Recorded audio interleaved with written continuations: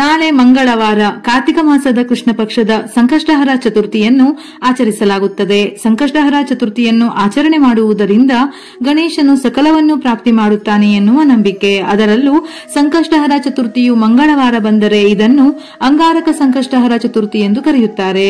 ಈ ದಿನ ಮಾಡುವ ಪೂಜೆ ಪುನಸ್ಕಾರಗಳಿಗೆ ದುಪ್ಪಟ್ಟು ಫಲ ಪ್ರಾಪ್ತಿಯಾಗುತ್ತದೆ. ವಿಘ್ನ ನಿವಾರಕನ ಆರಾಧನೆಗಾಗಿಯೇ ಪ್ರತಿ ತಿಂಗಳಲ್ಲಿ ಒಂದು ದಿನವನ್ನು ವಿಶೇಷವಾಗಿ ನಿಗದಿಪಡಿಸಲಾಗಿದ್ದು ಅದುವೇ ಸಂಕಷ್ಟಹರ ಚತುರ್ಥಿ. ಪ್ರತಿ ತಿಂಗಳು ಗಣೇಶನಿಗೆ ಸಮರ್ಪಿತವಾದ ಸಂಕಷ್ಟಹರ ಚತುರ್ಥಿಯ ದಿನ ಪೂಜೆ ಮಾಡುವುದರಿಂದ ಪ್ರಥಮ ಪೂಜಿತನ ಅನುಗ್ರಹ ಪ್ರಾಪ್ತಿಯಾಗುತ್ತದೆ. ಹಾಗಾಗಿ ಗಣೇಶನ ಆರಾಧನೆಗೆ ಸಂಕಷ್ಟ ಚತುರ್ಥಿ ವಿಶೇಷವಾದ ದಿನ. ಉಪವಾಸ ವ್ರತ ಮಾಡಿ ನಿಯಮಾನುಸಾರ ವಿಧಿವಿಧಾನಗಳಿಂದ ಸಂಕಷ್ಟ ಚತುರ್ಥಿ ಆಚರಿಸುವುದರಿಂದ ಎಲ್ಲ ಕಷ್ಟಗಳು ದೂರವಾಗುತ್ತದೆ ಎಂದು ನಮ್ಮ ಪುರಾಣಗಳಲ್ಲಿ ಹೇಳಲಾಗಿದೆ. ಪ್ರತಿಯೊಂದು ಶುಭ ಕಾರ್ಯಕ್ಕೂ ವಿಘ್ನ ನಿವಾರಕನನ್ನು ನೆನೆಸಿಕೊಳ್ಳಲೇಬೇಕು. ಯಾವುದೇ ಪೂಜೆಗೂ ಮೊದಲು ಗಣಪತಿಯನ್ನು ಪೂಜಿಸುವುದು ವಾಡಿಕೆ. ಗಣೇಶನನ್ನು ಬುದ್ಧಿವಂತಿಕೆ, ಸಮೃದ್ಧಿ ಮತ್ತು ಅದೃಷ್ಟದ ದೇವರು ಎಂದು ಪೂಜಿಸಲಾಗುತ್ತದೆ. ಈ ದಿನ ಗಣಪತಿಯನ್ನು ಪೂಜಿಸುವುದರಿಂದ ಶುಭ ಫಲ ಪ್ರಾಪ್ತಿಯಾಗುತ್ತದೆ. ಚತುರ್ಥಿಯಂದು ಉಪವಾಸವಿದ್ದು ಗಣಪತಿಯನ್ನು ಪೂಜಿಸಿದರೆ ಜೀವನದಲ್ಲಿ ಕೀರ್ತಿ, ಸಂತೋಷ, ಸಮೃದ್ಧಿ ದೊರೆಯುತ್ತದೆ. ಈ ಬಾರಿಯ ಸಂಕಷ್ಟಹರ ಚತುರ್ಥಿ ಗಣೇಶನಿಗೆ ಗಣಾದೀಪ ಗಣಪ ಅಂದರೆ ಗಣಾದೀಪ ಸಂಕಷ್ಟಹರ ಚತುರ್ಥಿ ಎಂಬ ಹೆಸರಿನಿಂದ ಕರೆಯಲಾಗುತ್ತದೆ. ನಾಳೆ ಗಣೇಶನಿಗೆ ಗರಿಕೆಯನ್ನು ಅರ್ಪಿಸಿ ಪೂಜೆ ಮಾಡಬೇಕು. ಅದರಲ್ಲೂ 21 ಗರಿಕೆಯ ಜೊತೆ ಗಣೇಶನ ಹೆಸರು ಹೇಳುತ್ತಾ ಅರ್ಪಿಸುವುದು ತುಂಬಾ ಶ್ರೇಷ್ಠ. ಇವುಗಳ ಜೊತೆಯಲ್ಲಿ ಕಾರ್ತಿಕ ಮಾಸದಲ್ಲಿ ಬರುವ ಸಂಕಷ್ಟ ಚತುರ್ಥಿಯು ಬಹಳ ಶಕ್ತಿಯುತವಾಗಿದ್ದು ಈ ದಿನ ಆರ್ಥಿಕ ಪರಿಸ್ಥಿತಿಯು ಸುಧಾರಿಸಲು ಈ 2 ವಿಧಾನವನ್ನು ಪಾಲಿಸಿ.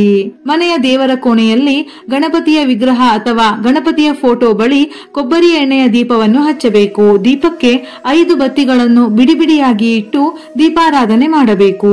ನಂತರ ದೇವರ ಮುಂದೆ ಕೆಂಪು ವಸ್ತ್ರವನ್ನಿಟ್ಟು ಆ ವಸ್ತ್ರಕ್ಕೆ 3 ಹಿಡಿಯಷ್ಟು ಅಕ್ಕಿಯನ್ನು ಹಾಕಿ ಅಕ್ಕಿಯ ಮೇಲೆ 2 ವೀಳ್ಯದೆಲೆ, 2 ಅಡಿಕೆ, 2 ಒಣ ಖರ್ಜೂರ, 2 ನಾಣ್ಯವನ್ನು ಇಟ್ಟು ಆ ವಸ್ತ್ರವನ್ನು ಕಟ್ಟಿ ಅದನ್ನು ಸಹ ದೇವರ ಮುಂದೆ ಇಟ್ಟು ಪೂಜಿಸಬೇಕು.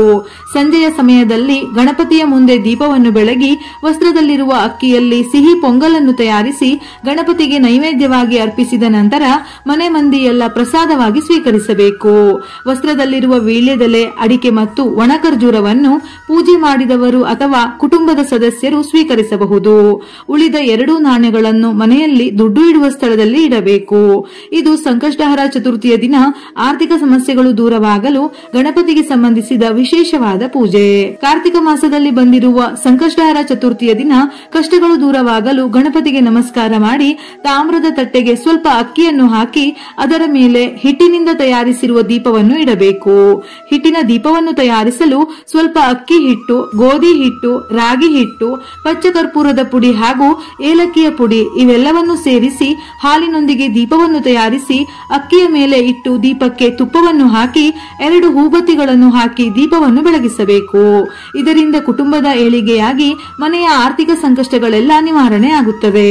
ಕಷ್ಟಪಟ್ಟು ಕೆಲಸ ಮಾಡಿದ ನಂತರವೂ ಅನೇಕ ಬಾರಿ ವ್ಯಕ್ತಿಗೆ ಯಶಸ್ಸು ಸಿಗದೇ ಇದ್ದಾಗ ಗಣೇಶನ ಪೂಜೆಯಿಂದ ಲಾಭ ಪಡೆಯಬಹುದು. ಯಶಸ್ಸಿಗಾಗಿ ಈ ದಿನ ಗಣಪತಿಯನ್ನು ಧ್ಯಾನಿಸುವಾಗ ಕನಿಷ್ಠ ಪಕ್ಷ 11 ಅಥವಾ 21 ಬಾರಿ ಶ್ರೀ ಗಣೇಶಾಯ ನಮಃ ಮಂತ್ರವನ್ನು ಜಪಿಸಿ.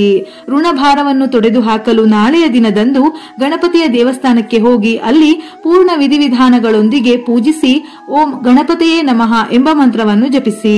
ಇದರಿಂದ ಶೀಘ್ರದಲ್ಲೇ ಫಲ ಪ್ರಾಪ್ತಿಯಾಗುತ್ತದೆ. ನಾಳೆಯ ದಿನ ಬಿಳಿ, ಕೆಂಪು ಮತ್ತು ಹಳದಿ ಹೂವುಗಳನ್ನು ಅರ್ಪಿಸಬಹುದು. ಪೂಜೆಯ ಸಮಯದಲ್ಲಿ ಗಣೇಶನಿಗೆ ಸಂಬಂಧಪಟ್ಟಂತಹ ವೇದ ಮಂತ್ರಗಳನ್ನು ಪಠಿಸಬಹುದು. ಗಣೇಶ ಅಷ್ಟೋತ್ತರ, ಸಂಕಷ್ಟಹರ ಸ್ತೋತ್ರ, ವಕ್ರತುಂಡ ಮಹಾಕಾಯ ಮತ್ತು ಗಣಪತಿ ಉಪನಿಷತ್ತುಗಳನ್ನು ಸಂಕಷ್ಟಹರ ಚತುರ್ಥಿಯ ದಿನ ಪಠಿಸಬಹುದು. ಈ ದಿನ ಚಂದ್ರನನ್ನು ಕೂಡ ಪೂಜಿಸಲಾಗುವುದು. ನೀರು, ಶ್ರೀಗಂಧ, ಅಕ್ಕಿ ಮತ್ತು ಹೂವುಗಳನ್ನು ಚಂದ್ರನ ದಿಕ್ಕಿನಲ್ಲಿ ಅರ್ಪಿಸಿ ಚಂದ್ರೋದಯದ ಸಮಯದಲ್ಲಿ ಚಂದ್ರನನ್ನು ಪೂಜಿಸಿ ವ್ರತವನ್ನು ಸಂಪೂರ್ಣಗೊಳಿಸಬೇಕು.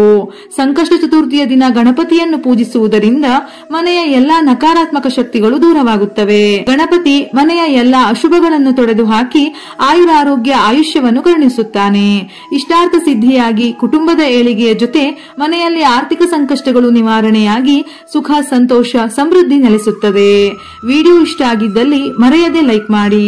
ಹೆಚ್ಚಿನ ಮಾಹಿತಿಗಳಿಗಾಗಿ ನಮ್ಮ ಫೇಸ್ಬುಕ್ ಪೇಜ್ ಅನ್ನು ಫಾಲೋ ಮಾಡಿ. ಇದೇ ರೀತಿಯ ಮನಮುಟ್ಟುವ ಉಪಯುಕ್ತ ಮಾಹಿತಿಗಳಿಗಾಗಿ ಮತ್ತೆ ಭೇಟಿಯಾಗೋಣ.